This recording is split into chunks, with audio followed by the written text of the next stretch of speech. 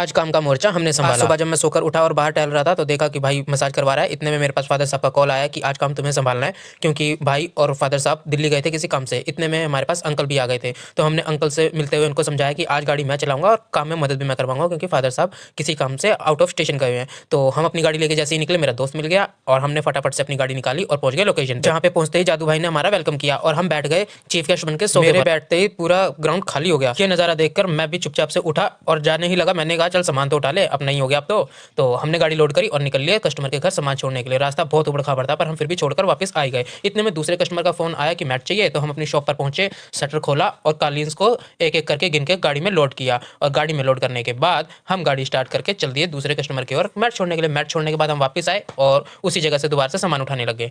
उसके बाद हमने घर पे आके किया लंच और उसके बाद हमने गाड़ी फिर से लोड करी और अपने भाई को चीफ गेस्ट बना के पीछे ही बिठा दिया कि ले तू नज़ारे ले। इतने में हम चल दिए सफलता के पुल के ऊपर। पुल पे पहुंचते ही हम पर फोन आ गया कि मैट फ्री हो गए, मैट ले जाओ। तो हमने फटाफट से मैट लिए और आ गए वापस से वहीं पे जहाँ से सामान उठा रहे थे। एक एक करके हमने सामान को इकट्ठा किया और गाड़ी लोड करके चल दिए सामान को छोड़ने के लिए। और ये सब करते करते हमें रात हो गई थी। तो ये था मेरा non IT to IT developer journey का डे 34।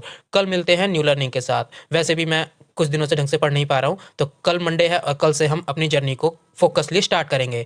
राधे राधे।